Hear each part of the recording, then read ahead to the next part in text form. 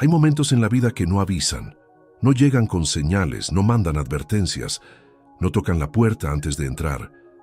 Simplemente ocurren, y en un instante de apenas 30 segundos, todo lo que creías que eras, todo lo que pensabas que tenías, todo lo que estabas seguro de merecer, se convierte en escombros fríos a tus pies.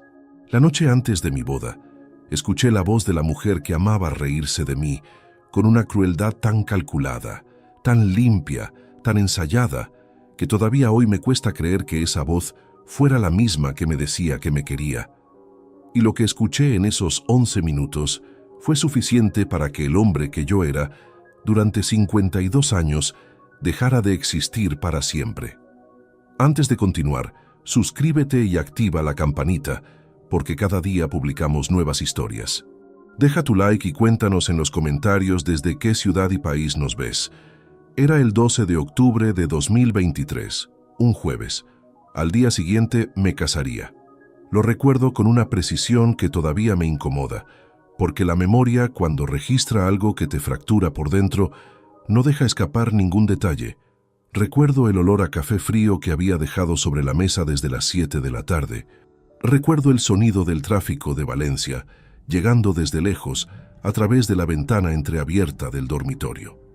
Recuerdo que Amparo llevaba más de 2 horas en el cuarto de baño, preparando lo que ella llamaba el ritual de la noche anterior. Y que yo, sentado en el borde de la cama con el botón superior de la camisa todavía sin abrochar, me sentía de esa manera extraña en que se siente un hombre cuando sabe que su vida está a punto de cambiar. No sabía cuánta razón tenía. Me llamo Leandro Soriano Garrido. Tengo 52 años, aunque aquella noche me sentía más cerca de los 30 que de los 60, algo que ahora me parece una ironía brutal. Llevo toda mi vida adulta en Valencia, construyendo desde cero una empresa inmobiliaria pequeña pero sólida, Soriano y Asociados, fundada con 28 años, con un capital inicial de 12.000 euros prestados por mi padre, que murió sin llegar a ver su nombre en la fachada de una oficina en el barrio de Ruzafa. No heredé dinero, ni contactos, ni apellidos con peso. Heredé una ética de trabajo que durante 3 décadas me dio más de lo que cualquier herencia hubiera podido darme, y que también, lo reconozco hoy con más honestidad de la que me gustaría, me quitó cosas que nunca recuperé del todo. Tiempo, presencia, la capacidad de estar en un lugar sin estar pensando en otro. No me casé antes, no por falta de oportunidades, sino porque nunca tuve el espacio interior para darle a alguien lo que merece recibir.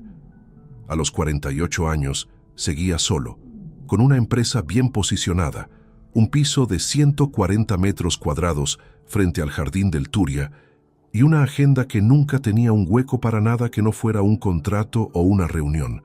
Era ordenado, predecible, eficiente y completamente invisible para mí mismo. Eso, aunque entonces no lo supiera, era exactamente el perfil que alguien como Amparo Tejada Linares necesitaba encontrar. Amparo entró en mi vida en marzo de 2021, en una jornada del sector inmobiliario celebrada en el Palau de les Arts. 44 años, mirada oscura y directa, una manera de escuchar que hacía sentir que lo que uno decía tenía peso. Me preguntó por el mercado de suelo industrial en la periferia de Valencia con una precisión que me sorprendió, y al final de la noche teníamos intercambiados los teléfonos y una conversación pendiente que, según ella, merecía más que un cóctel de pie. Fui a esa conversación, y a la siguiente, y a todas las que vinieron después. Durante los primeros meses me convencí de que era demasiado bueno para ser verdad, y seguí esperando el momento en que algo se rompiera, en que apareciera la grieta que siempre aparece. Nunca llegó, o eso creí. Amparo era atenta sin ser insistente, independiente sin ser distante, y tenía una forma de decir las cosas difíciles con una suavidad que yo interpretaba como madurez emocional. Hoy sé que lo que yo llamaba suavidad era otra cosa. Era control. Era la paciencia de alguien que sabe que no debe apresurarse porque el objetivo vale la espera. Fue ella quien propuso el matrimonio, no yo. Un martes de abril de 2022, en un restaurante del barrio del Carmen, con una copa de vino blanco en la mano y una sonrisa que yo guardé durante meses como si fuera un objeto de valor. Amparo me miró y dijo: «Leandro, tú eres el único hombre con el que he sentido que tengo los pies en el suelo. Quiero casarme contigo». Me quedé sin palabras durante varios segundos. Y recuerdo que pensé, en ese momento honesto y ridículo a la vez, que merecía esto. Que después de 30 años construyendo algo para nadie en particular, por fin había alguien que veía lo que valía. Me equivoqué de una manera que hoy, con todo resuelto y todo documentado, todavía me cuesta procesar en su totalidad. Fijamos la boda para octubre de 2023. 19 meses de preparación, de trámites civiles, de firmas. Abrimos una cuenta conjunta en el Banco Sabadell con un fondo inicial aportado íntegramente por mí. 92.000 euros destinados a los gastos de la celebración, el viaje de novios y el inicio de lo que yo llamaba, sin ningún pudor, una vida nueva. Firmé también una procuración que le daba acceso a gestiones administrativas relacionadas con esa cuenta. Lo hice sin dudar ni un segundo, porque así confía un hombre que nunca ha tenido razones concretas para no hacerlo. Y entonces llegó aquella noche. Eran las 22:40 del 12 de octubre de 2023 cuando entré al dormitorio y vi el teléfono de Amparo en la mesilla, con la pantalla encendida y el cable de carga sin conectar. Ella tenía sus cosas siempre organizadas con una precisión casi metódica, y dejar el teléfono sin cargar la noche anterior a la boda no encajaba con quien ella era. Lo cogí con la única intención de conectarlo al cargador. La pantalla se iluminó con una notificación de una aplicación de mensajes. El nombre que aparecía era Borja, un nombre que Amparo nunca había mencionado en 2 años y medio de relación. Me quedé inmóvil durante lo que debieron de ser 15 o 20 segundos, con el teléfono en la mano y el pulgar a centímetros de esa notificación. Podría haber dejado el teléfono sobre la mesilla y haberme ido a la cocina. Podría haber decidido que no era asunto mío. Pero una tensión pequeña y fría en el centro del pecho, que no supe identificar en ese momento, me hizo quedarme donde estaba. Abrí la aplicación y encontré un audio grabado aquella misma semana. 11 minutos y 43 segundos. Presioné play. La primera voz que escuché fue la de ella. No era la voz que conocía, o quizás sí era esa voz, pero sin el filtro que yo le había puesto encima durante 2 años y medio sin darme cuenta. Era Amparo, sin duda, pero había algo distinto en la cadencia, en la manera en que pronunciaba las palabras, como si hablar con ese hombre le devolviera algo que conmigo nunca terminaría de tener. «Ya está todo listo», dijo. «Mañana firmo y pasado tomamos el vuelo». Hubo una pausa de 3 o 4 segundos. Después una voz masculina que no reconocí respondió con una familiaridad que me golpeó en el centro del pecho antes incluso de entender lo que decía. «¿Y si sospecha algo?» «¿Leandro?» se rió. Una risa corta, casi distraída, como quien descarta una pregunta sin ninguna importancia. «Ese pobre hombre cree que seré suya. Lleva 2 años creyendo exactamente lo que yo quería que creyera. No va a sospechar nada porque no tiene ninguna razón para hacerlo». Me quedé sin aire, no de una manera dramática, no como en las películas, donde el protagonista cae contra la pared o se lleva la mano al pecho. Me quedé sin aire de la manera en que ocurre cuando algo te golpea en un lugar que no sabías que tenías. Un silencio repentino en los pulmones. Una fracción de segundo en que el cuerpo decide no moverse mientras el cerebro procesa lo que acaba de recibir. Seguí escuchando. La cuenta tiene 92.000. Con lo que llevo movido antes, entre las tarjetas y los pagos adelantados, nos acercamos a los 110.000 en total, continuó ella. Su voz era metódica, casi administrativa, como si estuviera leyendo un balance en voz alta. Los billetes ya están confirmados. Valencia a Buenos Aires, con escala en Madrid, salida a las 10:15 de la mañana. ¿Y los billetes los tiene él a su nombre?, preguntó Borja. Pagados con su tarjeta la semana pasada, 1.840 euros. Ni los ha revisado todavía. Nunca revisa los extractos con detalle, lo sé desde el primer mes. El segundo golpe fue diferente al primero. El primero había sido el choque, el impacto bruto de entender que todo era mentira.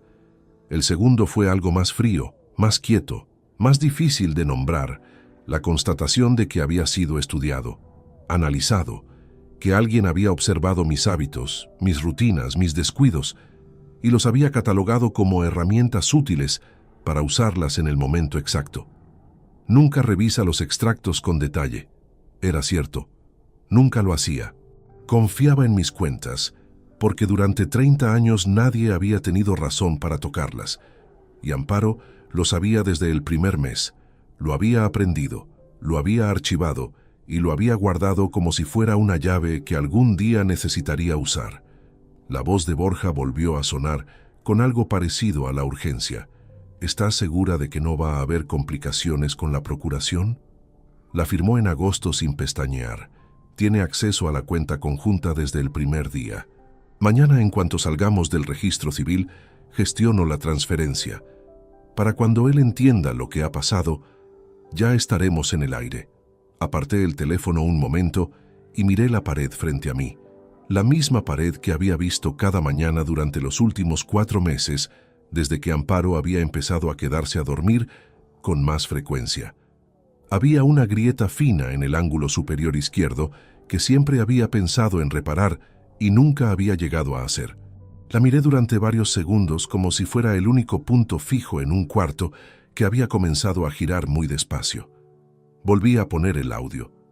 Durante los minutos siguientes, mientras los escuchaba hablar sobre hoteles en Buenos Aires, sobre el barrio donde pensaban instalarse, sobre los documentos que ya habían preparado para abrir allí una cuenta nueva, algo en mi mente empezó a hacer un trabajo completamente diferente al del dolor. Empezó a ordenar.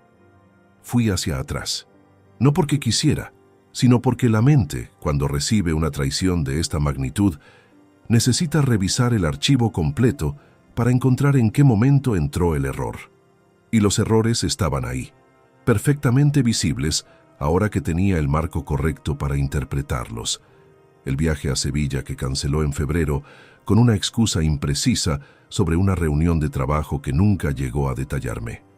Yo no pregunté, nunca preguntaba, porque confiar sin exigir explicaciones era en mi cabeza una forma de respeto hacia alguien a quien quieres.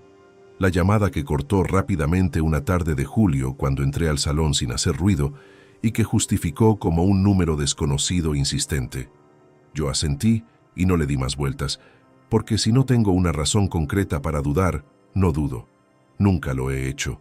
El momento en que una noche de septiembre, mientras cenábamos, me preguntó de manera aparentemente casual cuánto capital líquido tenía fuera de la empresa. Yo, con la guardia completamente abajo, le di una cifra aproximada, mientras pensaba que era exactamente la clase de pregunta que hace alguien que empieza a imaginar una vida en común. Cada uno de esos momentos, por separado, no significaba nada. Juntos, iluminados por esa voz en el audio, formaban un mapa. Un mapa que ella había trazado con paciencia durante meses y que yo había ignorado porque no estaba mirando en esa dirección, porque nunca imaginé que necesitaría hacerlo. En el audio, Amparo hablaba ahora en un tono más bajo, más íntimo. Le decía a Borja que lo quería, que todo lo que había hecho había sido por los dos, que en cuanto cruzaran el Atlántico, todo lo anterior quedaría atrás, que yo quedaría atrás. Es a ti a quien amo, dijo. Siempre lo fue. Cerré la aplicación. No porque no pudiera seguir escuchando, sino porque ya tenía suficiente. Más que suficiente. Tenía 11 minutos y 43 segundos de audio. Una voz perfectamente identificable. Nombres, cifras exactas, fechas y un plan detallado grabado por ellos mismos con una confianza que en ese momento me resultaba casi incomprensible. Era como si nunca hubieran contemplado la posibilidad de ser descubiertos. Como si yo fuera tan predecible, tan inofensivo, tan transparente, que la probabilidad de que encontrara ese archivo era literalmente cero en sus cálculos. Eso, más que cualquier otra cosa que escuché aquella noche, fue lo que terminó de convertir el dolor en algo completamente diferente. Dejé el teléfono exactamente donde lo había encontrado, con el cable conectado, la pantalla apagada y la aplicación cerrada. Salí del dormitorio sin hacer ruido. Caminé hasta la cocina, puse la cafetera aunque eran casi las 11 de la noche y me senté a la mesa con las manos extendidas sobre la madera fría. Desde el cuarto de baño llegaba el sonido del agua corriendo. Amparo seguía con su ritual de la noche anterior. Tenía menos de 12 horas para decidir exactamente qué hacer con todo lo que acababa de escuchar. Y por primera vez en muchos años, sentí con absoluta claridad que el mismo cerebro que me había servido para levantar una empresa desde cero, para leer contratos complicados y anticipar problemas antes de que se volvieran crisis, tenía ahora delante el desafío más importante al que se había enfrentado en toda su vida. No iba a desperdiciarlo. El café que preparé aquella noche, nunca llegué a beberlo. Estuvo ahí, sobre la mesa, enfriándose por segunda vez en el mismo día, mientras yo miraba la superficie de la madera con la concentración de alguien que no está mirando nada en realidad. Podía escuchar el agua del baño todavía corriendo, el sonido amortiguado de Amparo moviéndose detrás de la pared, completamente ajena a lo que acababa de ocurrir a 4 metros de distancia. Había algo casi irreal en ese contraste. Ella preparándose para la boda, yo sentado en la cocina con el suelo moviéndose bajo mis pies de una manera que nadie más hubiera podido notar. Me levanté sin saber muy bien a dónde iba y terminé en la terraza. Valencia de noche tiene un sonido particular que con los años uno deja de escuchar porque se convierte en parte del fondo de la vida. Aquella noche lo escuché de nuevo, como si fuera la primera vez. El tráfico lejano de la ronda, algún grupo de gente caminando por la acera de abajo, con esa energía de jueves por la noche que tienen las ciudades cuando el fin de semana ya se puede oler. El viento moviéndose entre los edificios con una frialdad seca que en octubre en Valencia todavía sorprende. Me apoyé en la barandilla con los 2 antebrazos y me quedé así, mirando hacia la línea de árboles del jardín del Turia, iluminados desde abajo. Estuve tentado, durante unos minutos, de convencerme de que había interpretado mal algo, de que el audio era antiguo o sacado de contexto, o parte de una conversación que yo no había entendido correctamente. La mente busca esas salidas cuando lo que tiene delante es demasiado costoso de aceptar. Pero el problema era que el audio no tenía ninguna ambigüedad posible. Las cifras eran exactas, las fechas coincidían, los nombres eran los correctos. No había ningún ángulo desde el que aquella conversación pudiera significar otra cosa. Entonces, dejé de buscar salidas y empecé a pensar de otra manera. Fui metódico, porque es lo único que sé ser cuando la situación se complica. Lo aprendí a los 28 años, cuando tuve que cerrar una operación inmobiliaria con fondos insuficientes y 2 proveedores que amenazaban con romper el contrato el mismo día. En ese tipo de momentos, la cabeza tiene que elegir entre derrumbarse o ponerse a trabajar. Y la mía lleva décadas eligiendo lo segundo. Hice el recuento. En la cuenta conjunta del Banco Sabadell había 92.000 euros que yo había ingresado íntegramente. Amparo no había aportado ni un solo euro a ese fondo, algo que en su momento interpreté como una asimetría normal, dado que yo ganaba considerablemente más que ella, y que ahora entendía con una claridad diferente. Además de esa cuenta, había firmado en agosto una procuración que le daba capacidad para gestionar ciertas operaciones administrativas vinculadas a esa misma cuenta. Una procuración que yo había firmado sin consultar a nadie, sin pedir revisión jurídica, con la misma confianza ciega con la que había firmado muchas otras cosas en mi vida. Y luego estaban los 1.840 euros de los billetes, cargados a mi tarjeta de crédito sin que yo lo supiera, para un vuelo a Buenos Aires que saldría a las 10:15 de la mañana siguiente al día de la boda. El frío de la barandilla se me estaba metiendo en los antebrazos, pero no me moví. Pensé en Conrado. Conrado Ibáñez Prats llevaba 15 años siendo mi abogado, pero antes de eso, llevaba 20 siendo la persona con más criterio que yo conocía. Tenía 58 años, una manera de hablar que eliminaba todo lo accesorio antes de llegar al punto, y una experiencia en derecho civil y mercantil que yo había visto resolver situaciones que parecían irresolubles. Era el único hombre al que llamaría a las 3 de la madrugada, sabiendo que cogería el teléfono y que no me pediría que esperara hasta el día siguiente. Entré al dormitorio en silencio. Amparo ya estaba en la cama, dormida o fingiendo estarlo, con la lámpara de su lado apagada. Cogí mi teléfono de la mesilla con cuidado, salí al pasillo y cerré la puerta con la delicadeza de quien no quiere despertar a nadie, aunque por razones completamente distintas a las que hubiera tenido unas horas antes. Marcé el número de Conrado desde el salón, sentado en el sillón junto a la ventana, con la ciudad oscura detrás del cristal. Descolgó al tercer tono. «Leandro». No había sorpresa en su voz, solo ese tono neutro y alerta de alguien que, cuando recibe una llamada a esas horas, ya sabe que no es para hablar de cosas sencillas. Son las 3:45. Lo sé, necesito hablar contigo ahora. Hubo una pausa breve, el sonido de alguien incorporándose en una cama, quizás encendiendo una lamparita. «Habla». Le expliqué todo en menos de 10 minutos. No me temblé la voz, lo cual me sorprendió en aquel momento, aunque ahora lo entiendo mejor. La rabia, cuando alcanza cierta temperatura, produce una especie de calma técnica que desde fuera puede parecer frialdad. Le describí el audio, le repetí las cifras que había escuchado, le expliqué la procuración, los billetes cargados a mi tarjeta, el vuelo previsto para el día siguiente a la boda. Conrado escuchó sin interrumpir hasta que terminé. «¿Tienes acceso al teléfono ahora mismo?», preguntó. «No, está en el dormitorio». «Bien, no lo toques, no lo muevas, no lo copies, no hagas capturas de pantalla desde ese teléfono. Todo lo que necesitamos tiene que obtenerse de una manera que sea admisible. ¿Entiendes lo que te estoy diciendo?». Lo entendí perfectamente. Conrado no estaba pensando en lo que yo había escuchado. Estaba pensando en lo que podría demostrarse. «Lo que me describes es una operación de fraude documentada con la propia voz de los implicados», continuó. «Si ese audio existe y podemos acceder a él de manera legítima, tienes un caso sólido. Pero lo primero no es el audio. Lo primero es proteger el dinero que todavía está en esa cuenta. Mañana a las 8 llamo al director de la oficina del Sabadell. Tengo relación directa con él desde hace años. Antes de que abra la sucursal, ya tendrá instrucciones de bloquear cualquier movimiento externo. La boda es a las 12. Lo sé, tenemos tiempo suficiente si empezamos ahora». Hizo una pausa. «Leandro, escúchame. Sé que estás procesando mucho en este momento, pero necesito que esta noche no hagas ni digas nada que pueda alertarla. Nada.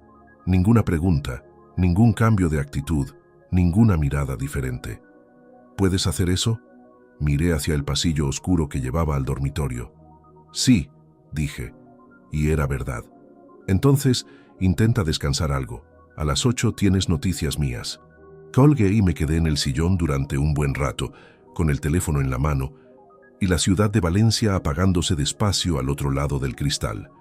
En algún momento me recosté sin quitarme la ropa y cerré los ojos, no porque esperara dormir, sino porque necesitaba que mi cuerpo guardara alguna energía para lo que venía en pocas horas.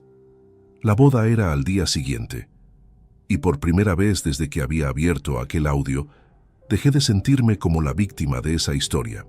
Desperté antes de que sonara ninguna alarma. No había dormido más de 2 horas seguidas, pero el cuerpo a veces tiene su propia lógica, y el mío había decidido que no podía permitirse el lujo de estar agotado aquella mañana. Eran las 7:15 del 13 de octubre de 2023, cuando abrí los ojos en el sillón del salón, con la ropa del día anterior encima y la ciudad empezando a aclararse al otro lado del cristal.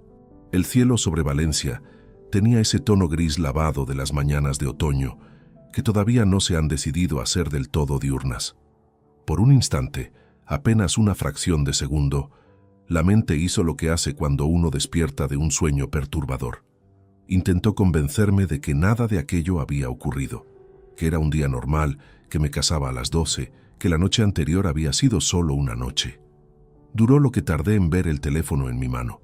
Desde el dormitorio llegaba el silencio compacto de alguien que duerme sin saber lo que le espera.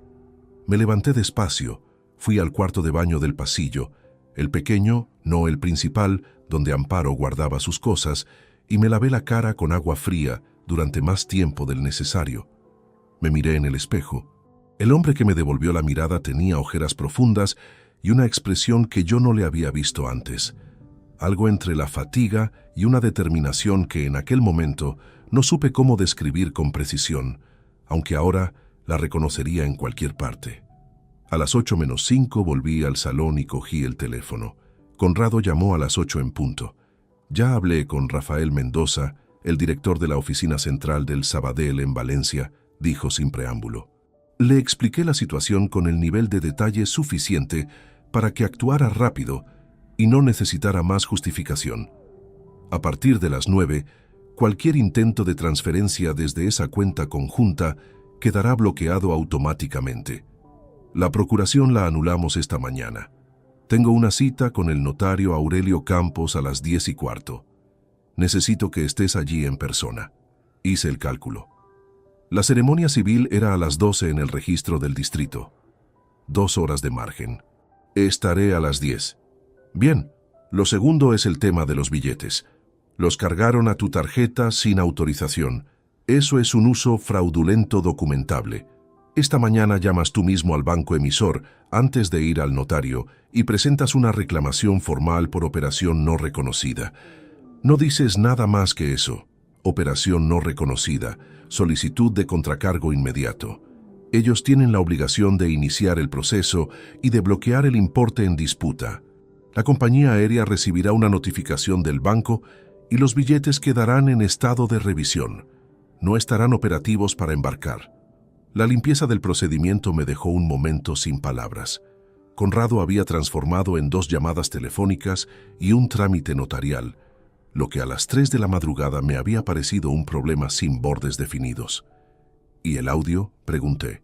El audio es prueba suficiente para el procedimiento de divorcio, pero necesita ser obtenido y preservado de manera que sea admisible. Esta tarde, después de la ceremonia, nos reunimos en mi despacho y lo gestionamos correctamente. Hay un procedimiento específico para este tipo de evidencia digital. No hagas nada con ese teléfono antes de hablar conmigo. Colgué y fui directamente al dormitorio a buscar mi chaqueta. Amparo estaba despertando en ese momento, estirándose con los ojos entrecerrados, con esa expresión de alguien que ha dormido bien y está de buen humor por anticipado. Me miró desde la cama con una sonrisa que en otro contexto me habría resultado natural. ¿Ya estás despierto? Llevas la camisa de ayer puesta. Me quedé trabajando tarde en el salón, no quería molestarte.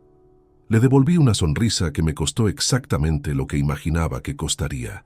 Voy a ducharme y a hacer un par de gestiones antes de la ceremonia. ¿Necesitas algo? No, tranquilo, la peluquería es a las 10. Se incorporó y bostezó. Hoy va a ser un día perfecto, Leandro.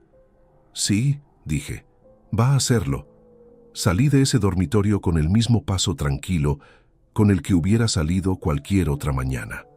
En cuanto cerré la puerta del piso detrás de mí y escuché el ascensor abrirse, solté el aire que llevaba retenido desde que ella había abierto los ojos. Llamé al banco desde la calle, caminando hacia el aparcamiento. La gestión de reclamación por operación no reconocida tardó 11 minutos. El operador fue eficiente.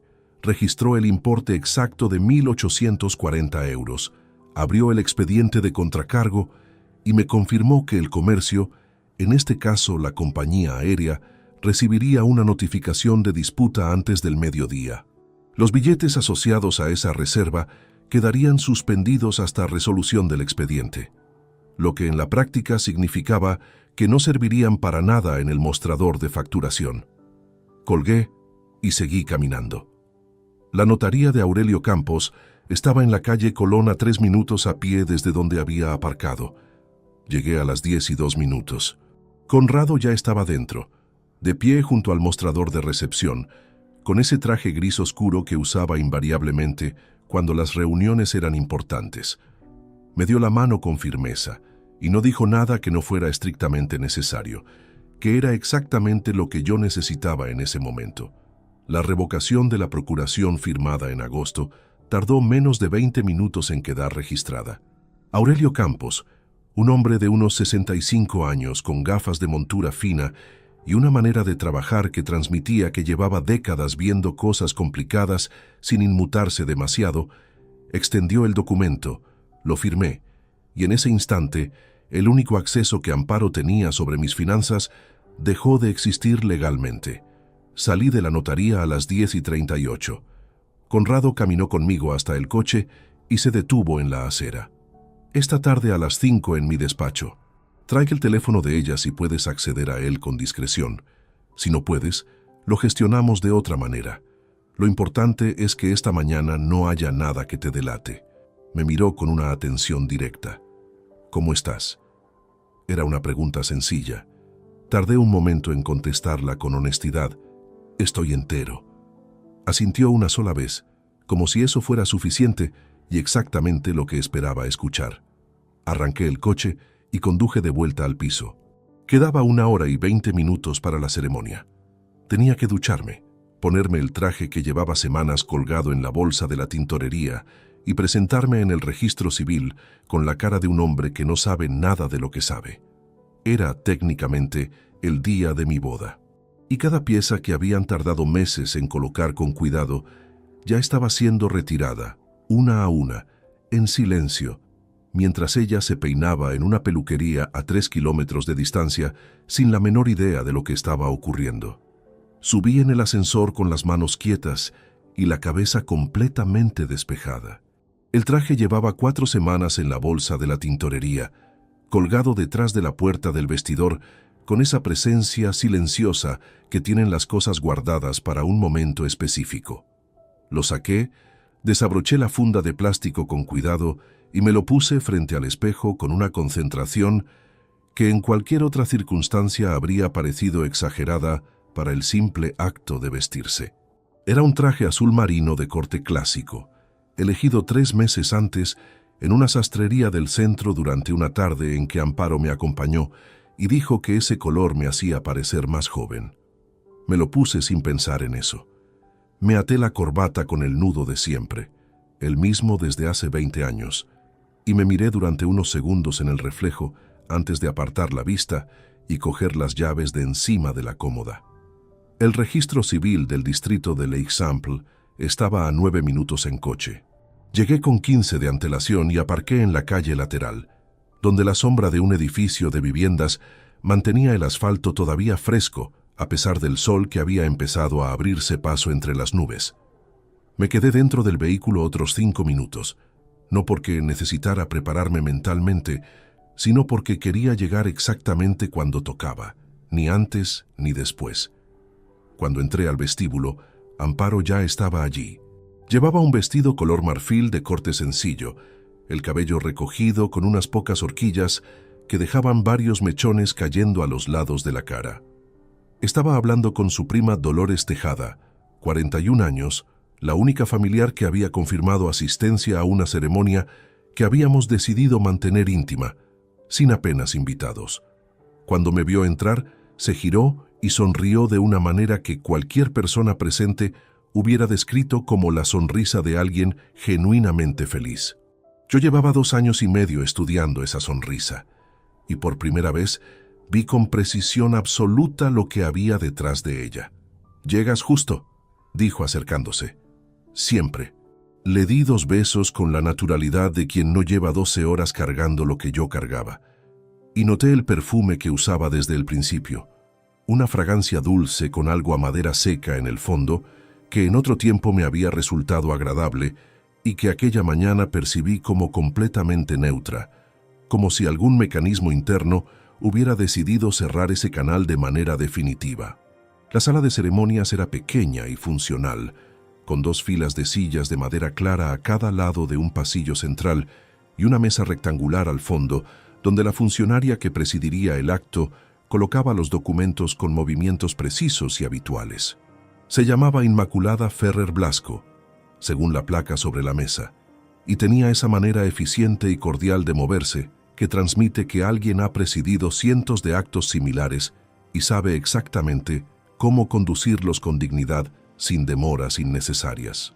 Los únicos testigos eran Dolores y un compañero de trabajo mío, Sebastián Ortiz Pallares, 55 años, que llevaba en la empresa desde hacía 12 y era la persona de mi entorno profesional con quien más confianza tenía fuera del ámbito estrictamente laboral.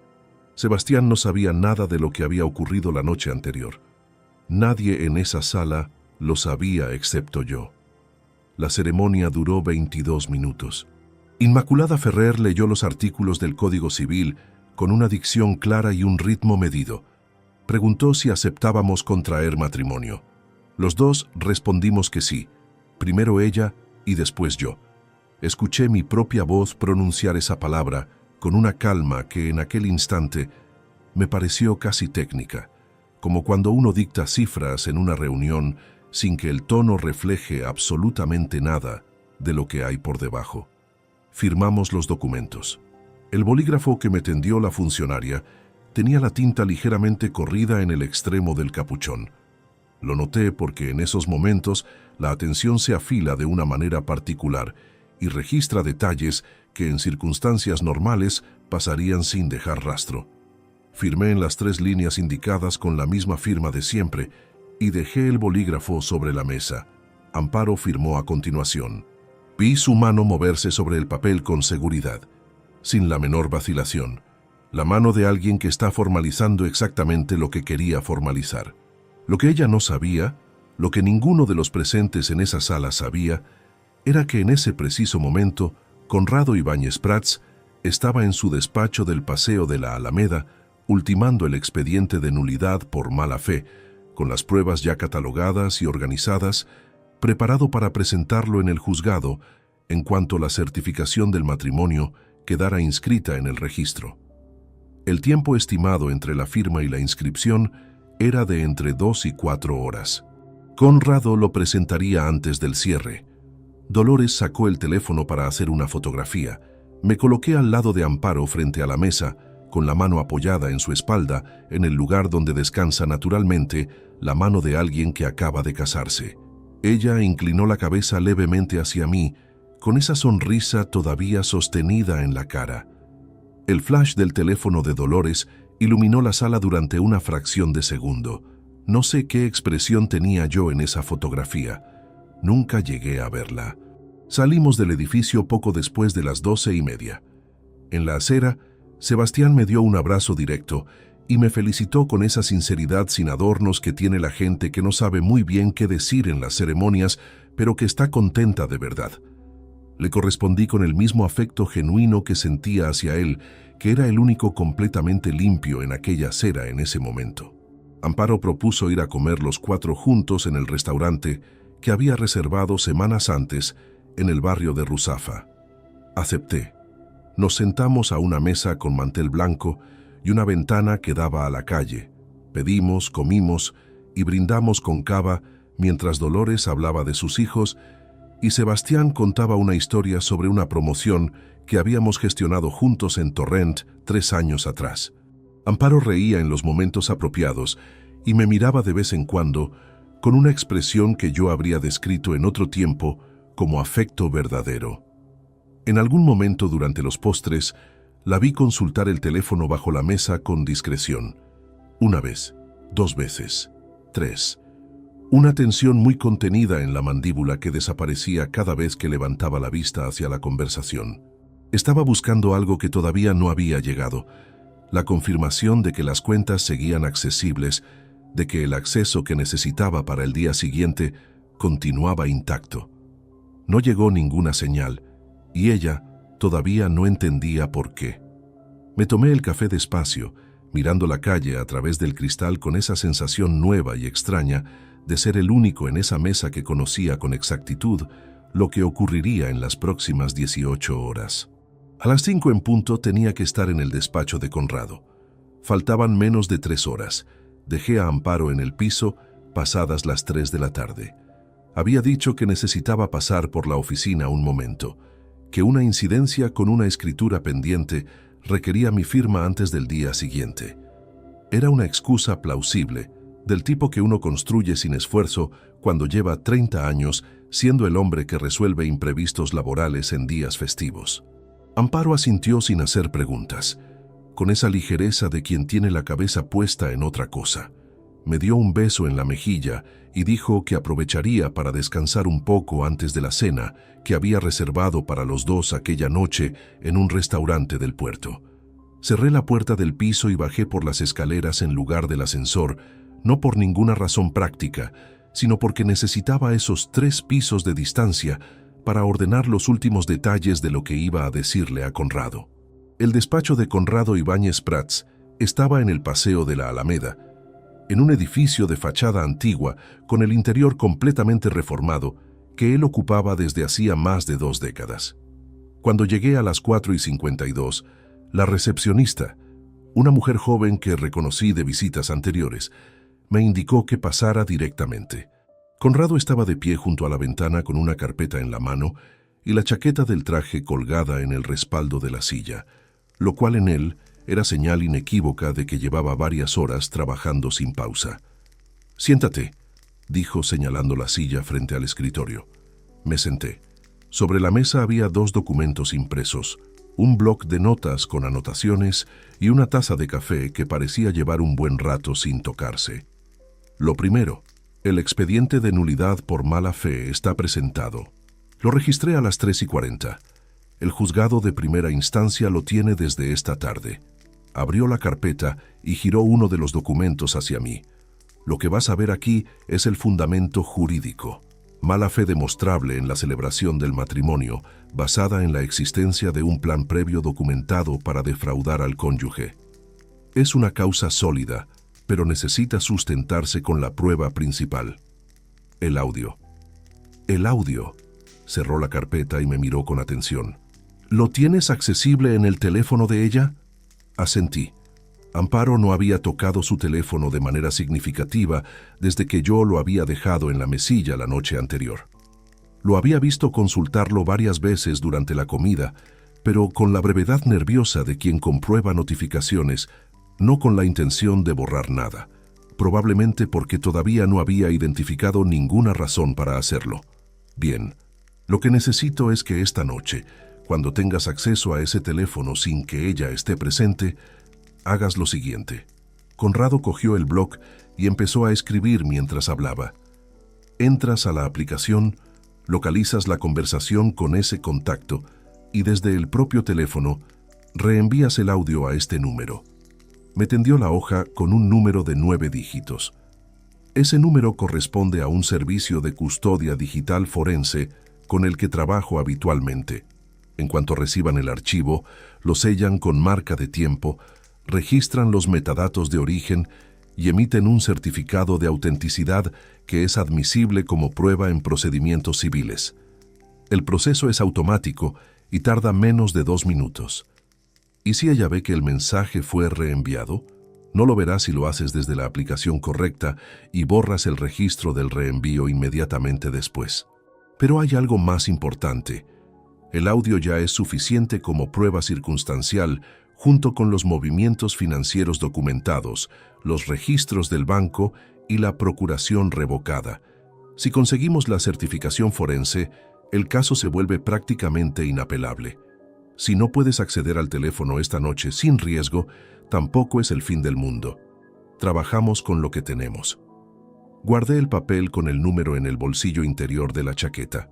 Durante la siguiente hora, Conrado me explicó con precisión cada paso del proceso que vendría en los días y semanas siguientes. La nulidad matrimonial por mala fe en España es un procedimiento específico y distinto al divorcio convencional. Cuando se demuestra que uno de los contrayentes actuó de manera dolosa, con la intención deliberada de obtener un beneficio patrimonial fraudulento, el matrimonio puede ser declarado nulo desde el origen, lo que tiene consecuencias directas sobre cualquier reclamación económica que el cónyuge de mala fe pudiera intentar presentar. En términos simples, Amparo no tendría derecho a reclamar absolutamente nada. Salí del despacho a las 6:15 con la cabeza ordenada y el peso de las últimas 18 horas distribuido de una manera diferente. Seguía siendo un peso considerable, pero ya no era amorfo. Tenía estructura, tenía plazos, tenía pasos concretos. Y eso, para alguien como yo, cambia completamente la manera de cargarlo. Conduje de vuelta al piso despacio, sin prisa, dejando que el tráfico vespertino de Valencia me diera el tiempo que necesitaba para llegar al estado de calma que requería lo que faltaba por delante. Amparo estaba duchándose cuando entré.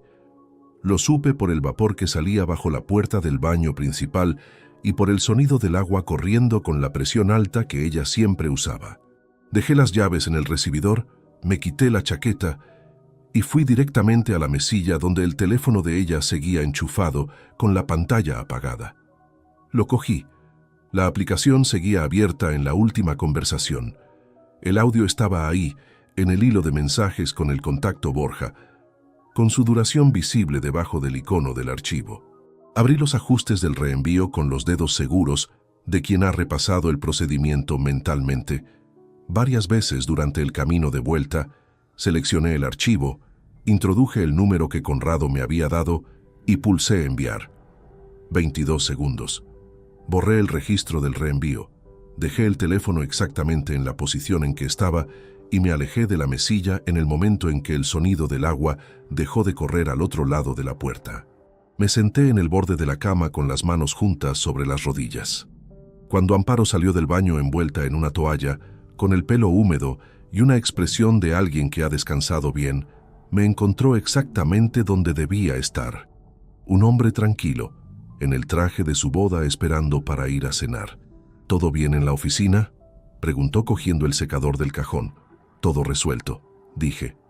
Y era completamente verdad. El restaurante que Amparo había reservado para aquella noche estaba en el paseo marítimo, frente al puerto, con una terraza acristalada que en octubre mantenía el calor suficiente para cenar mirando el agua sin pasar frío.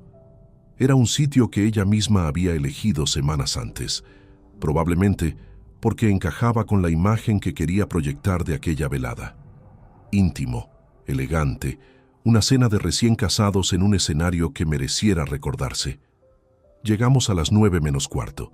El maître nos condujo a una mesa junto al cristal, con vistas directas al puerto deportivo, donde los mástiles de los veleros se movían apenas con la brisa del Mediterráneo. Las velas de la lámpara central proyectaban una luz baja y cálida sobre el mantel blanco. Era objetivamente un escenario diseñado para la intimidad. Me senté frente a ella y estudié la carta con atención real, porque no había comido prácticamente nada desde el día anterior, y el cuerpo, después de horas funcionando con pura adrenalina, empezaba a reclamar lo suyo. Pedí una rosa banda y un vaso de vino tinto de la Ribera del Duero. Amparo pidió lubina a la sal y agua mineral, y cuando el camarero se alejó, apoyó los codos en la mesa y me miró con esa expresión estudiada que yo había interpretado durante 2 años como presencia genuina. «¿En qué estás pensando?», preguntó. «¿En qué hace mucho tiempo que no cenaba frente al mar?», respondí. Era verdad, no era mentira ni verdad estratégica, simplemente era lo que estaba pensando en ese instante exacto, porque hay momentos en que la mente se permite un segundo de algo parecido a la normalidad antes de volver a lo que realmente importa. Ella sonrió, cogió la copa de agua y bebió despacio. Lo que ocurrió durante los siguientes 40 minutos fue en su superficie una cena de bodas perfectamente plausible. Hablamos de cosas menores, de una reforma que yo tenía pendiente en un local del Cabañal, de los planes que ella había mencionado semanas antes de apuntarse a un curso de fotografía en primavera. Yo seguía la conversación con la fluidez de quien ha aprendido a mantener 2 niveles de atención simultáneos. Uno en la superficie, respondiendo, asintiendo, participando, otro, más abajo, registrando. Y lo que registraba era esto. Amparo consultó el teléfono 4 veces durante la cena. La primera mientras esperábamos los primeros platos, con una rapidez que intentó disimular dejando el teléfono bajo el borde de la mesa. La segunda, cuando me levanté un momento para ir al servicio. La tercera, en un instante en que el camarero me estaba hablando y su atención quedó parcialmente liberada. La cuarta, la más reveladora, fue la última. La vi abrir una aplicación bancaria, mirar la pantalla durante 3 segundos con los ojos ligeramente entornados y cerrarla con un gesto contenido que alguien menos atento hubiera confundido con indiferencia. No era indiferencia. Era el principio de algo que todavía no tenía nombre para ella. Las cuentas estaban bloqueadas. Lo que estaba viendo en esa pantalla era un acceso denegado, un saldo inaccesible, Una puerta cerrada donde la noche anterior había habido una entrada abierta. Todavía no entendía por qué, pero lo estaba notando. Cuando volvimos al piso pasadas las 11, Amparo dijo que estaba cansada y que quería dormir. Lo dijo de una manera que era completamente creíble si uno no estaba prestando el tipo de atención que yo llevaba 18 horas prestándole.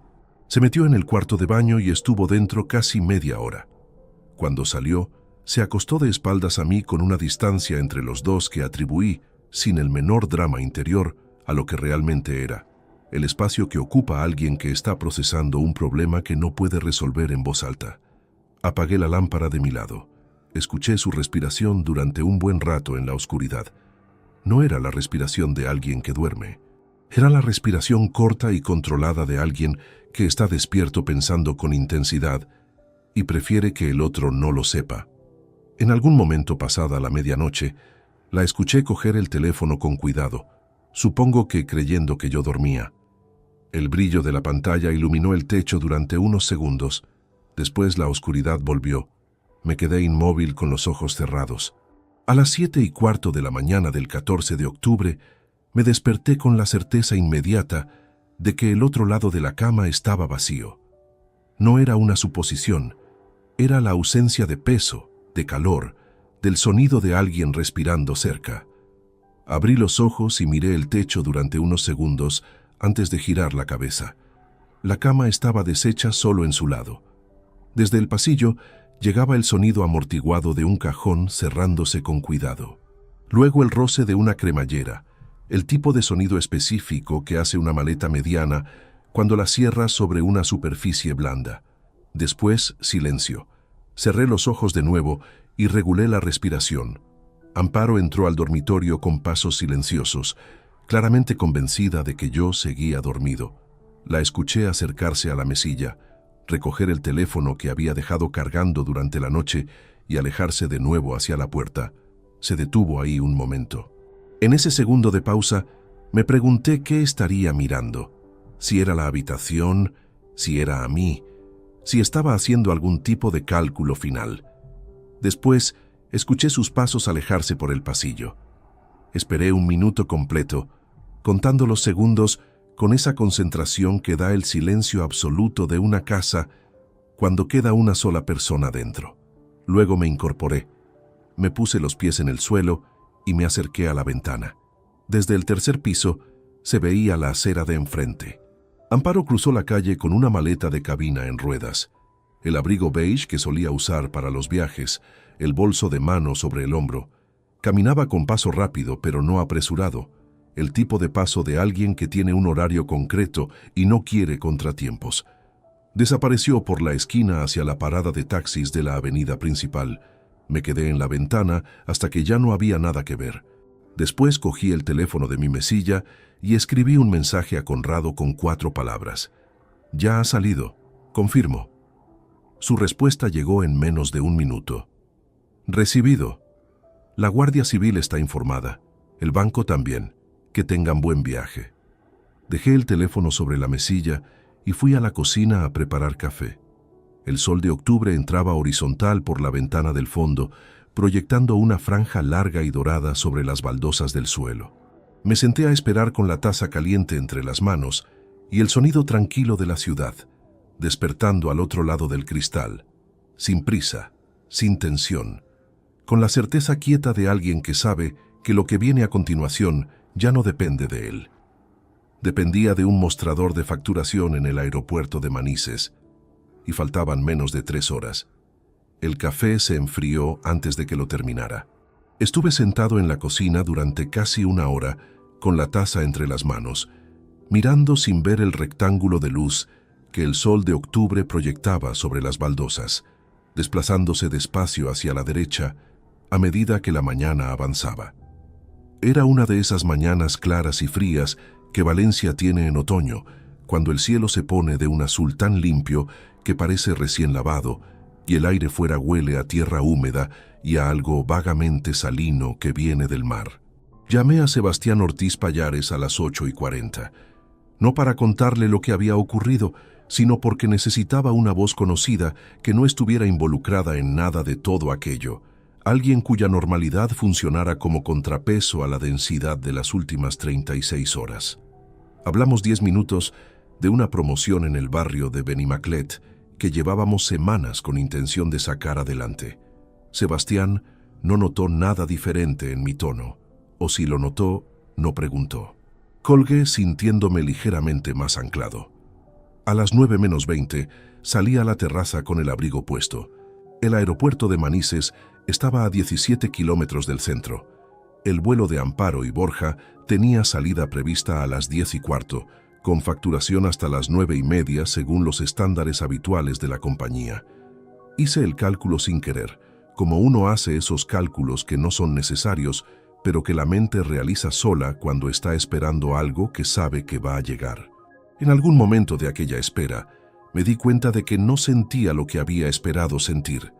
Había imaginado, en los peores momentos de la noche anterior, que cuando llegara a este punto sentiría algo grande, algo que llenara el pecho con la claridad de la justicia cumplida. Pero lo que había en su lugar era mucho más quieto que eso. Una especie de agotamiento limpio, como el que queda después de un esfuerzo físico prolongado, cuando el cuerpo ya ha gastado todo lo que tenía, y lo que resta es simplemente la conciencia de haber llegado al final. El teléfono vibró a las 9:52. Era Conrado. «Están en el mostrador de facturación», dijo. Su voz tenía esa contención específica de quien está transmitiendo información importante sin permitirse ningún tono que no sea estrictamente descriptivo. El sistema de la compañía marcó los billetes como suspendidos por disputa bancaria en proceso. El operador del mostrador los ha derivado al supervisor de turno. En este momento están esperando en una zona lateral con el equipaje. Me apoyé en la barandilla de la terraza. ¿Y las tarjetas? Las han intentado usar para comprar billetes nuevos en el mismo mostrador. 2 tarjetas distintas, las 2 rechazadas. Una a nombre de Amparo, una que según el supervisor era una tarjeta de débito prepago con saldo insuficiente. Hizo una pausa de 2 segundos. «Leandro, no tienen manera de salir hoy». Lo escuché decir eso y no respondí inmediatamente. No porque no tuvieran nada que decir, sino porque hay momentos en que el silencio es la única respuesta que tiene el tamaño adecuado para lo que acaba de ocurrir. ¿La Guardia Civil?, pregunté. El agente de seguridad del aeropuerto ya contactó con el puesto de la Guardia Civil de Manises cuando el supervisor revisó la documentación del contracargo bancario y detectó la denuncia por uso fraudulento de tarjeta ajena que presentaste ayer. Eso convierte la situación en algo que ya no es un problema administrativo del aeropuerto. Están a la espera de que se persone un agente. Cerré los ojos un segundo. 1.840 euros. El importe que Amparo había cargado en mi tarjeta la semana anterior para comprar esos 2 billetes sin decirme nada, convencida de que yo nunca revisaba los extractos con detalle. Esa confianza en mi descuido había sido, al final, uno de los pilares sobre los que había construido todo el plan. Y era exactamente ese importe el que ahora los mantenía retenidos en una zona lateral del aeropuerto de Manises, sin ninguna salida visible. «¿Qué pasa con el expediente de nulidad?», pregunté. «Sigue su curso. Lo que ocurra hoy en el aeropuerto es independiente del procedimiento civil, pero lo refuerza. Si hay diligencias de la Guardia Civil relacionadas con el uso fraudulento de la tarjeta, eso se convierte en documentación adicional que entra en el expediente. Cada hora que pasa, el caso se vuelve más sólido». Conrado dejó pasar un instante. «¿Quieres que te mantenga informado en tiempo real o prefieres esperar a que tenga el cuadro completo?» «Cuando tengas el cuadro completo». Colgué y me quedé en la terraza con el teléfono en la mano, mirando los árboles del jardín del Turia desde arriba. Una pareja caminaba por el paseo de abajo con un perro, sin prisa, con esa cadencia de sábado por la mañana que tienen las ciudades cuando la semana ya no pesa. Un ciclista pasó en la dirección contraria. Un niño corría delante de sus padres hacia algún destino que solo él conocía. Valencia seguía siendo exactamente lo que había sido siempre. Lo que había cambiado era el interior del aeropuerto, a 17 kilómetros de donde yo estaba, donde 2 personas que habían pasado meses construyendo un plan con la paciencia y la precisión de quienes están absolutamente seguros de que nadie les va a parar, descubrían en ese momento que la única pieza que no habían calculado correctamente era la única que importaba, el hombre al que habían subestimado desde el principio. Entré al piso, fui al dormitorio y abrí el armario. Del lado de Amparo todavía colgaban varias prendas que no había llevado en la maleta de cabina. 2 vestidos, una chaqueta de punto, un abrigo de invierno que había dejado porque probablemente pensaba que en Buenos Aires no lo necesitaría. Los miré un momento sin ninguna emoción particular, como se miran los objetos que ya han perdido el contexto que les daba significado. Cerré el armario y fui a la cocina a hacer café nuevo. Esta vez sí me lo bebí caliente, de pie junto a la encimera mirando por la ventana lateral que daba al patio interior del edificio, donde una vecina del segundo tendía ropa con una rutina completamente ajena a todo lo que había ocurrido en el piso de encima durante los últimos 2 días. Había algo reconfortante en esa imagen sin querer serlo. La vida continuando con sus propios ritmos, indiferente y constante. Conrado volvió a llamar a las 11:16. «Ya tengo el cuadro», dijo. «Escucha». Lo que Conrado me contó en los siguientes 12 minutos, lo reconstruí después con la calma de quien ya ha procesado el impacto principal y puede mirar los detalles sin que le muevan el suelo bajo los pies. Amparo y Borja Casanova Rey habían llegado al aeropuerto de Manises por separado. Él unos 20 minutos antes que ella, según confirmó el sistema de control de acceso. Se encontraron en la zona de facturación de la Terminal A poco antes de las 9, con el tiempo justo para presentarse al mostrador antes del cierre. Borja tenía 41 años, según la documentación que la Guardia Civil revisó más tarde, y residía oficialmente en un domicilio de Burjasot, a 12 kilómetros de Valencia. Era el tipo de dato que en otro momento no me habría dicho nada, pero que aquella mañana añadía una capa de concreción a algo que hasta entonces solo había existido como una voz en un audio. Cuando la operadora del mostrador escaneó los códigos de reserva, el sistema devolvió un estado de alerta por disputa bancaria activa. No era un error de lectura ni un fallo técnico puntual. Era el resultado directo de la reclamación que yo había presentado la mañana anterior al banco emisor de la tarjeta, que había iniciado el proceso de contracargo y notificado a la compañía aérea según el protocolo estándar. Los billetes existían en el sistema, pero estaban marcados como documentos en litigio, lo que los convertía en inutilizables para el embarque hasta resolución del expediente. La operadora lo derivó al supervisor sin entrar en explicaciones. El supervisor de turno se llamaba Marcos Andreu Llopis, según me detalló Conrado, que había hablado directamente con él a través del contacto que tenía en el Departamento de Seguridad del aeropuerto. Marcos revisó la reserva, identificó la denuncia por uso fraudulento asociada al número de tarjeta de origen y siguió el procedimiento habitual. Retuvo los documentos de viaje de ambos pasajeros, les indicó que esperaran en la zona de atención al cliente y contactó con el puesto de la Guardia Civil instalado en la terminal. ¿Intentaron marcharse?, pregunté. Lo intentó él, respondió Conrado. Según el supervisor, el hombre preguntó si podían simplemente abandonar el aeropuerto y gestionar el problema desde fuera. El supervisor le explicó que con una denuncia activa por fraude vinculada a sus billetes, irse en ese momento podía interpretarse como una conducta que complicaría su situación. Le recomendó que esperara. Era una manera muy educada de decirle que no convenía moverse. El agente de la Guardia Civil que se personó en la zona de atención al cliente era el cabo primero Aurelio Santamaría Vidal, 38 años, destinado en el puesto de Manises desde hacía 3. Conrado tenía el nombre porque había hablado directamente con él para coordinar la entrega de la documentación que había preparado, el certificado forense del audio, el registro del contracargo bancario, la copia de la procuración revocada y el expediente de nulidad matrimonial ya presentado en el juzgado. El cabo Santamaría tomó declaración a ambos en estancias separadas. Borja negó tener conocimiento del origen de los fondos de los billetes y dijo que Amparo le había comentado que eran un regalo de un familiar.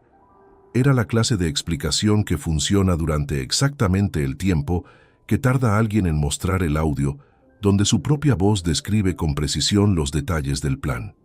Amparo, según le transmitió el supervisor a Conrado más tarde, no dijo prácticamente nada durante la toma de declaración. Respondió con monosílabos, pidió hablar con un abogado en 2 ocasiones y mantuvo una expresión que el propio supervisor describió con esa economía de palabras que tienen los profesionales que ven situaciones tensas con regularidad, como la cara de alguien que sabe que el juego ha terminado. No sé por qué esa descripción me afectó más que ninguna otra de las que Conrado me dio aquella mañana.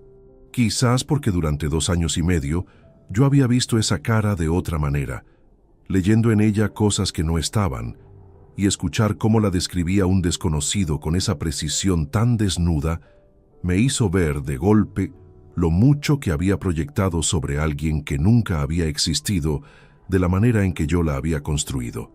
El resultado inmediato de las diligencias fue una denuncia formal por uso fraudulento de medio de pago ajeno, presentada aquella misma mañana.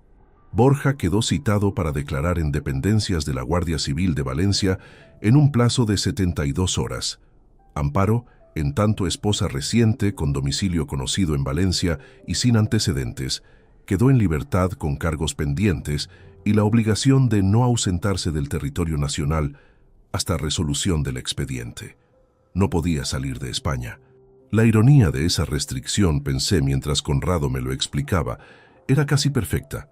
El plan entero había dependido de cruzar una frontera, de poner el océano Atlántico entre ellos y las consecuencias de lo que habían hecho. Y era exactamente esa frontera la que ahora les estaba vedada por orden judicial. ¿Y el dinero de la cuenta?, pregunté cuando Conrado terminó. La cuenta conjunta sigue bloqueada. Ningún movimiento es posible mientras el expediente de nulidad esté activo. En cuanto el juzgado admita a trámite la demanda, que debería ocurrir en los próximos días, el bloqueo queda respaldado judicialmente. Los 92.000 euros permanecen intactos. Solté el aire despacio. ¿Qué hago ahora? Ahora, dijo Conrado con esa cadencia suya que convierte las instrucciones en algo parecido a la calma. Esperas. El sistema va a hacer su trabajo. Lo que tú tenías que hacer ya está hecho. Colgué y me quedé de pie en la cocina con el teléfono sobre la encimera y las manos apoyadas en el borde de la piedra. Por la ventana del patio seguía llegando el sonido ordinario de un sábado por la mañana. Alguien cocinando en el piso de enfrente, el motor lejano de una moto, el golpe metálico de un contenedor en la calle.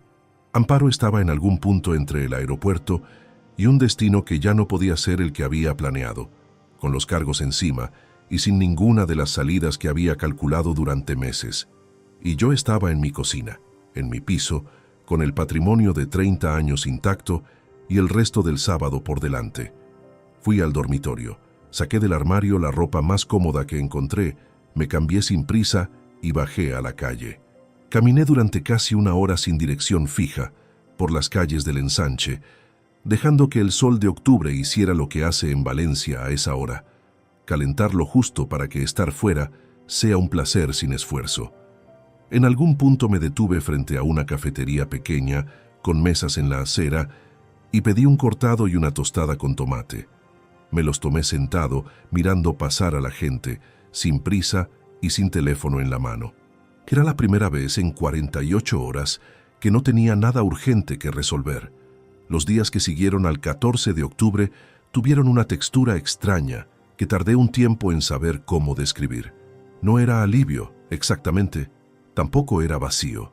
Era algo más parecido a la sensación que tiene una casa después de una tormenta.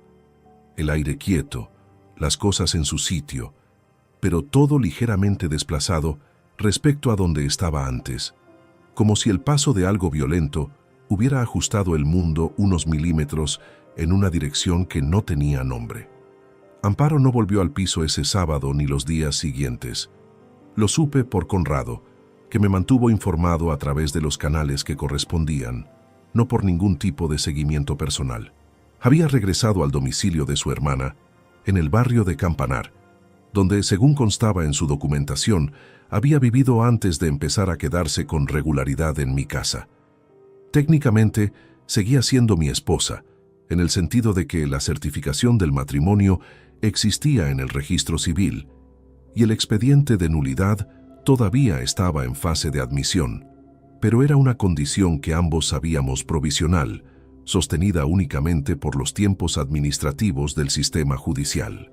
El juzgado de primera instancia número 7 de Valencia admitió a trámite la demanda de nulidad matrimonial por mala fe el martes 17 de octubre, 4 días después de la boda. Conrado me llamó a media mañana para confirmarlo con esa brevedad suya que reserva para las buenas noticias, como si celebrarlas demasiado fuera un lujo prematuro hasta que todo estuviera completamente cerrado. Con la admisión a trámite, el bloqueo de la cuenta conjunta quedó respaldado judicialmente de manera formal. Los 92.000 euros permanecían inmovilizados fuera del alcance de cualquier movimiento hasta que el procedimiento determinara su destino definitivo.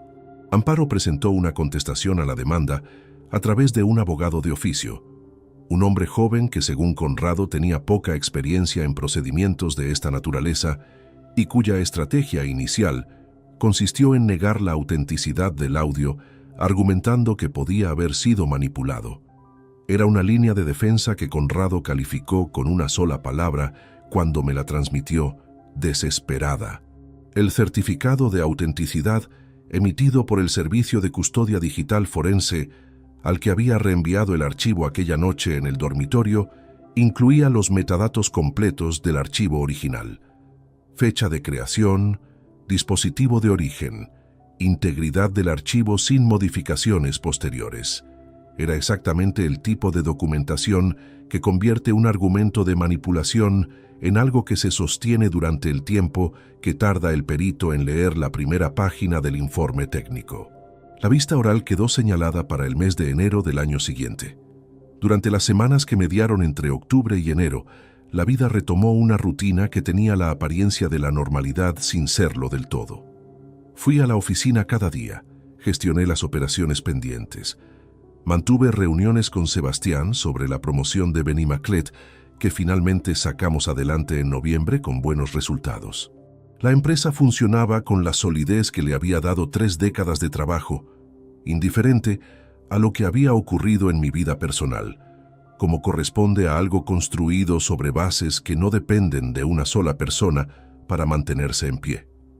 Hubo una tarde de noviembre en que Sebastián me preguntó, mientras revisábamos unos planos en la sala de reuniones, cómo estaba llevando todo. No entró en detalles, no hizo preguntas concretas. Simplemente lo preguntó con esa economía afectiva de la gente que quiere que sepas que están ahí sin convertirlo en un peso adicional. Le dije que estaba bien, y era verdad en la medida en que la verdad puede serlo cuando uno todavía está en medio de un proceso que no ha terminado. Lo que sí había cambiado de manera irreversible era algo más difícil de medir que los saldos bancarios o los expedientes judiciales. Era la manera en que yo me relacionaba conmigo mismo. Durante 2 años y medio, había construido una imagen de Leandro Soriano Garrido que incluía, entre otras cosas, la convicción de que era un hombre demasiado experimentado para ser engañado de esa manera. Un hombre que leía contratos con atención, que anticipaba problemas, que no firmaba nada sin entender lo que firmaba. Y resultaba que ese mismo hombre había firmado una procuración sin revisión jurídica. Había abierto una cuenta conjunta, poniendo él solo todo el dinero. Había ignorado señales que ahora, con la perspectiva correcta, eran perfectamente visibles. Eso no lo resuelve ningún expediente de nulidad. Lo que sí resuelve el tiempo, o al menos lo que resolvió en mi caso, es la tendencia a quedarse dando vueltas a esa conclusión hasta que se convierte en el único pensamiento disponible. En algún momento de diciembre, sin que hubiera un día concreto que pudiera señalar como el punto de inflexión, empecé a entender que el error no anulaba las décadas anteriores, que haber sido vulnerable en un periodo determinado no redefinía quién era, que la misma capacidad de análisis que había usado para desmontar el plan de Amparo en menos de 12 horas era también, en sí misma, una respuesta a la pregunta de qué clase de hombre era yo. La vista oral se celebró el 11 de enero. La sala era pequeña, con luz artificial y ese olor particular a papel y aire cerrado que tienen los juzgados independientemente de la ciudad. Yo estaba sentado junto a Conrado en la primera fila, con una carpeta con copias de toda la documentación que ya estaba en poder del juzgado. Amparo llegó con su abogado 5 minutos después de la hora señalada. Se sentó al otro lado sin mirarme. La vi de perfil durante casi toda la vista. Tenía el mismo porte de siempre, la misma manera de mantener la espalda recta, la misma expresión controlada que yo había leído durante 2 años como serenidad y que ahora reconocía sin esfuerzo como lo que realmente era. La máscara de alguien que ha entrenado durante mucho tiempo en no dejar que nada se le note en la cara. El perito forense presentó su informe en 11 minutos. La autenticidad del audio quedó establecida sin margen de ambigüedad técnica. Los metadatos confirmaban que el archivo había sido grabado el 9 de octubre de 2023, 4 días antes de la boda, desde el dispositivo registrado a nombre de Amparo Tejada Linares, sin modificaciones posteriores en el archivo original. El abogado de la defensa intentó argumentar que una conversación privada grabada sin consentimiento no podía ser utilizada como prueba. Conrado respondió con la precisión de alguien que había anticipado ese argumento desde el primer día. El audio no había sido grabado por mí, sino por la propia demandada, y su obtención se había producido de manera accidental en el contexto de un acceso legítimo al dispositivo en el domicilio común. La jurisprudencia, en casos similares, era consistente al respecto. La magistrada escuchó ambas partes con una atención que no revelaba nada y tomó nota durante varios minutos antes de levantar la sesión para deliberar. La resolución llegó 3 semanas después, el 1 de febrero. Conrado me llamó a las 10 de la mañana, con una voz que por primera vez en todo el proceso tenía algo que se parecía a la satisfacción. Nulidad concedida, dijo. Mala fe acreditada, sin derecho a liquidación del régimen económico matrimonial. Los 92.000 euros vuelven a ti. Los gastos del procedimiento a cargo de la demandada. Estaba en la oficina cuando recibí la llamada. Me levanté, fui a la ventana que daba a la calle Colón y me quedé mirando el tráfico de la mañana durante un momento que no sé cuánto duró. 30 años de trabajo, intactos. Hay una diferencia entre ganar y terminar. Durante semanas confundí las dos cosas, probablemente porque desde fuera se parecen mucho. El expediente estaba cerrado. La resolución era firme. El dinero había vuelto a donde correspondía.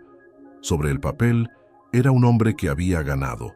Pero ganar un procedimiento judicial no cierra las preguntas que uno se hace a las 3 de la madrugada cuando el piso está en silencio, y la mente decide que ese es el mejor momento para revisar todo lo que preferiría no revisar. Esas preguntas tardaron varios meses en volverse manejables. La causa penal por uso fraudulento de medio de pago ajeno siguió su curso de manera independiente al procedimiento civil. Borja Casanova Reich compareció ante el juzgado de instrucción en febrero y presentó una versión de los hechos que el propio fiscal calificó en sus conclusiones como inverosímil a la luz de la prueba documental disponible. El audio, combinado con el registro de las comunicaciones entre ambos durante el periodo previo a la boda, construía un cuadro que no dejaba demasiado espacio para la interpretación favorable. Fue condenado en sentencia de marzo a una pena de multa de 12 meses a razón de 20 euros diarios, con responsabilidad civil solidaria por el importe defraudado. Amparo recibió una condena equivalente. No sentí satisfacción cuando Conrado me comunicó las condenas. Lo esperaba, la satisfacción. Había imaginado que llegaría en ese momento, que habría algo parecido al cierre que uno ve en las películas cuando el antagonista recibe su consecuencia final y la música cambia de tono. Pero lo que llegó fue algo mucho más silencioso que eso, una especie de reconocimiento neutro, como cuando uno constata que una herida ha cicatrizado sin que haya habido un momento concreto en que uno pudiera señalar y decir, aquí fue cuando dejó de doler. Los 1.840 euros de los billetes me fueron devueltos mediante el proceso de contracargo bancario en el plazo de 45 días hábiles desde la reclamación inicial. Era una cantidad pequeña comparada con lo que había estado en juego, pero tenía un peso simbólico desproporcionado a su valor real, porque había sido exactamente el hilo del que tiré aquella noche en el aeropuerto, la primera pieza que cayó y que arrastró al resto. Durante la primavera del año siguiente, retomé la rutina con una consistencia que al principio era deliberada y que con el tiempo fue volviéndose natural. La promoción de Benimaclet se cerró con buenos resultados. Inicié negociaciones para la adquisición de 2 locales comerciales en el barrio del Grau, que llevaba meses identificando como una oportunidad interesante. Sebastián y yo almorzamos juntos los jueves, con una regularidad que ninguno de los dos había propuesto formalmente, pero que se había instalado sola, como se instalan las cosas que son buenas para las personas sin que necesiten que nadie las decida. Un jueves de mayo, mientras caminábamos de vuelta a la oficina después de comer, Sebastián me preguntó si estaba pensando en rehacer algo en el plano personal. No como una intromisión, sino con la naturalidad de alguien que lleva años compartiendo suficientes horas con otro para saber cuándo puede hacerse una pregunta de ese tipo. Le dije que no lo sabía, que por el momento me alcanzaba con estar bien donde estaba. Era una respuesta honesta. No era resignación ni tampoco la postura performativa de quien dice que no necesita a nadie como escudo defensivo, que era simplemente la descripción precisa de un estado interior que, después de todo lo que había ocurrido, me parecía más valioso de lo que habría imaginado meses atrás. Estar tranquilo, sin urgencia, sin el tipo de soledad que busca llenarse con lo primero que aparece. Reconozco, porque sería deshonesto no hacerlo, que hubo cosas que perdí en todo este proceso que ningún expediente judicial podía devolverme. Perdí 2 años y medio de tiempo y de energía emocional real, entregados con convicción a algo que no existía. Perdí la imagen que tenía de mí mismo como alguien que no podía ser engañado de esa manera.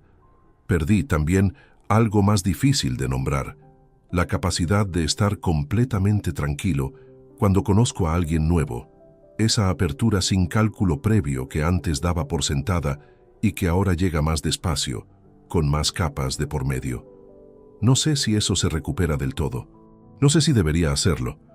Lo que sí gané, y esto lo digo sin triunfalismo porque el triunfalismo me parece una manera de no mirar las cosas de frente, fue una claridad sobre mí mismo que no tenía antes. Supe, en las horas más difíciles de aquella madrugada del 12 de octubre, de qué estaba hecho. No en el sentido heroico de la expresión, sino en el más literal. ¿Qué recursos tenía? ¿Cómo funcionaba mi mente bajo presión? ¿Qué tipo de decisiones era capaz de tomar cuando el suelo desaparece y nadie más puede hacerlo por ti?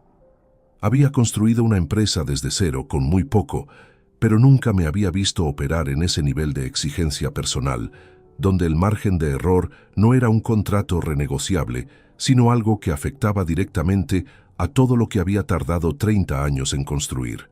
Y lo había resuelto. No de manera perfecta, no sin cicatrices, no sin las dudas que vienen después y que forman parte del precio real de cualquier decisión tomada bajo ese tipo de presión, pero lo había resuelto con las herramientas que tenía: la cabeza, la confianza en las personas correctas y la disciplina de no actuar por emoción cuando la emoción era exactamente lo que la situación pedía. Eso no me lo quita nadie. Amparo no volvió a contactarme después de la sentencia civil. No sé dónde está ahora ni tenía interés en saberlo. Borja tampoco existía para mí más allá de su nombre, en los documentos. Eran 2 personas que habían ocupado un espacio en mi vida con una presencia construida sobre una mentira. Y cuando la mentira se deshizo, la presencia se fue con ella. No hubo despedida porque no había nada real que despedir. El piso del jardín del Turia sigue siendo el mismo. Cambié algunas cosas con el tiempo, no de manera dramática, sino con la naturalidad de quien reorganiza un espacio que vuelve a ser completamente suyo. El lado del armario que quedó vacío en octubre tardó unos meses en volver a tener uso.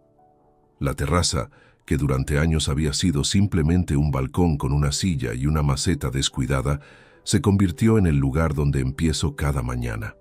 Todas las mañanas, antes de la oficina, antes del primer correo y de la primera llamada, salgo a la terraza con el café y me quedo allí el tiempo que haga falta. A veces 5 minutos, a veces 20, mirando los árboles del jardín del Turia desde arriba, escuchando el sonido de Valencia despertando, sintiendo el frío o el calor según la época del año, con esa atención renovada que uno tiene cuando ha estado a punto de perder algo y sabe exactamente cuánto vale lo que todavía está en pie. Es en esa terraza donde ocurrió la noche más larga de mi vida. Y es en esa misma terraza donde cada mañana desde entonces elijo empezar el día con los pies en el suelo y el café caliente en la mano, sin prisa y sin miedo, como un hombre que sabe lo que tiene y sabe también lo que costó conservarlo. Si esta historia te ha gustado, apóyanos con un like, suscríbete al canal y déjanos tus opiniones en los comentarios. Para escuchar la siguiente historia, haz clic en la caja que aparece a la izquierda. Gracias por acompañarnos.